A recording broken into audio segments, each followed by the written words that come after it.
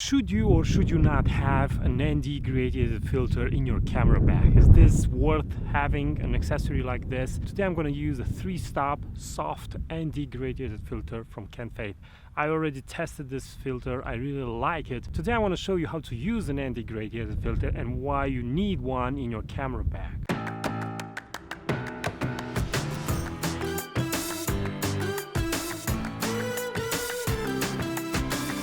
Hello everyone, my name is Toma. This channel is all about landscape and travel photography. So if you're interested in this kind of topics, then subscribe to this YouTube channel and of course watch this video and comment below with your opinions.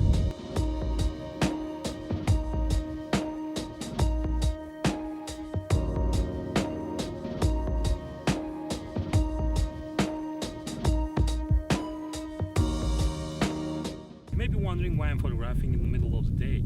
It's not the perfect light. The light is really hard and the shadows are really hard. But despite the conditions, I want to show you what kind of image you can get in a situation like this if you know what you're doing. Now there is a very important thing that I have to mention. I don't go out in any day in the middle of the day, in the bright day.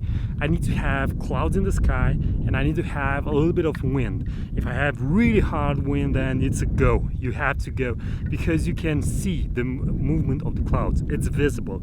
Now what you want to do is pick up clouds that are high above you and not in the distance, because those clouds in the distance are that far away and their movement is slightly visible. This is my main element, the element that I want to capture, and I'm gonna be sitting over here.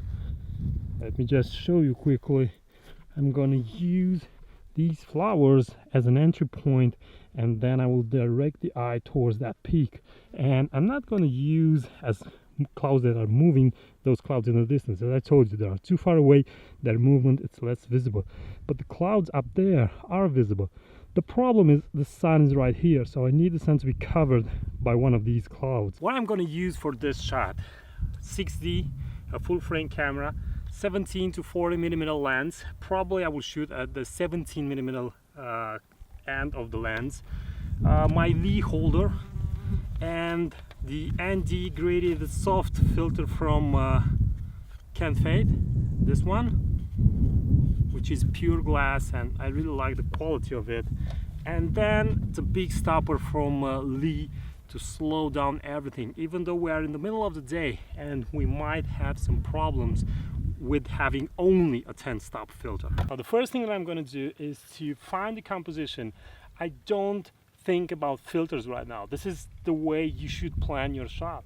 First you find the composition and then you start adding layers and layers of filters. The polarizer first, you see if it's working, then you add the ND gradient filter and you see the results and you compensate the exposure and you adjust the settings, and then at the end you calculate the exposure for having an ND filter, depend on what you have: 6-stop, 10-stop, maybe 15-stop. So let's go with the composition. And as I told you in a previous video, I'm searching the composition with the camera in my hands.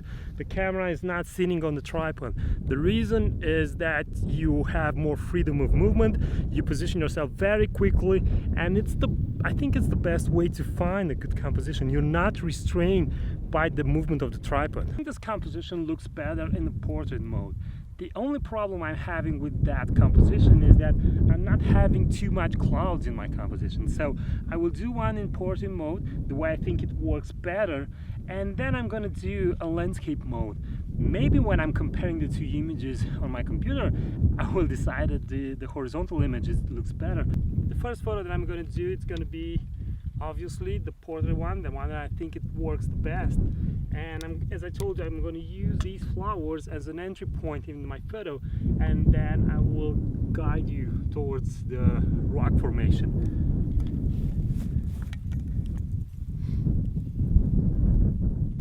Another small trick is not to have one of the legs of the tripod in front of you like this, because with a really wide angle lens you have a good chance to see the leg.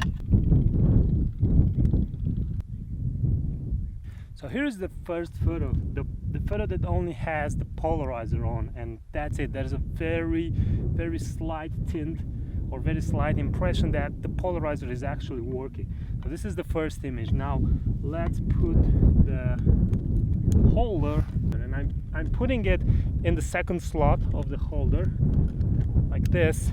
Hope you see it, because in the first slot, the one that is closer to the lens, it's going to be the place where I'm going to have the ND 10-stop filter. Now I'm not concentrating on having really sharp flowers. The depth of field is going to be close enough to incorporate some of the flowers, but the wind is going to blow the flowers away, so during a long exposure they will move. So I'm not bothering to having them in perfect sharpness.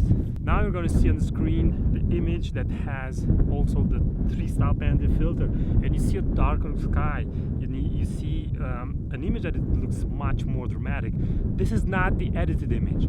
The final image is going to be edited probably in black and white. I will also show you a color version, but this is nothing edited. So right now let's also add this.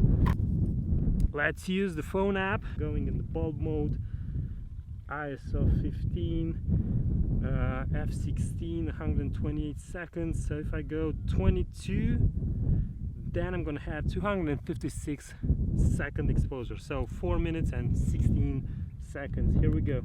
So this is the 256 second exposure, and this is the edited image. This is the final image that is processed, and you can see the result. It's very dramatic. Now I had to, as you can see, or maybe you can see, I had to reposition myself slightly to the left.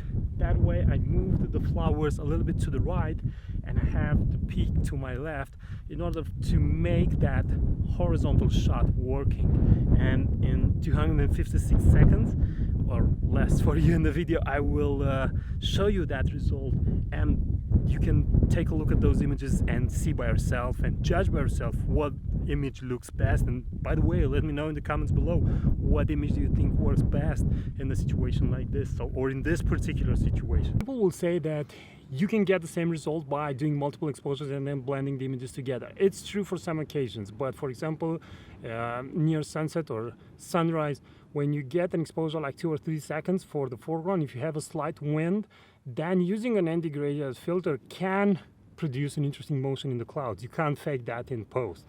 The pluses of this filter from K&F, it's the pro glass. It doesn't get foggy in misty mornings, and I really like that. That is the best quality that I think it's very useful. The best filter that you can, the best ND gradient filter that you'll need, is going to be the 3-stop soft ND gradient filter. It's the most used one. And what else? You can't use this filter if you have a V-shaped value. You need to do multiple exposures for that kind of situation. But other than that, it's perfect. I have a ladybug. Hope you can see it. Yeah, it's very windy outside, so that's why I think it's taking shelter on my hand. So hope you like this video. Comment below if you prefer using an ND gradient filter or you prefer doing it in post by blending multiple exposures. Let me know, and if you're here for the first time, consider subscribing for more similar videos. Bye bye.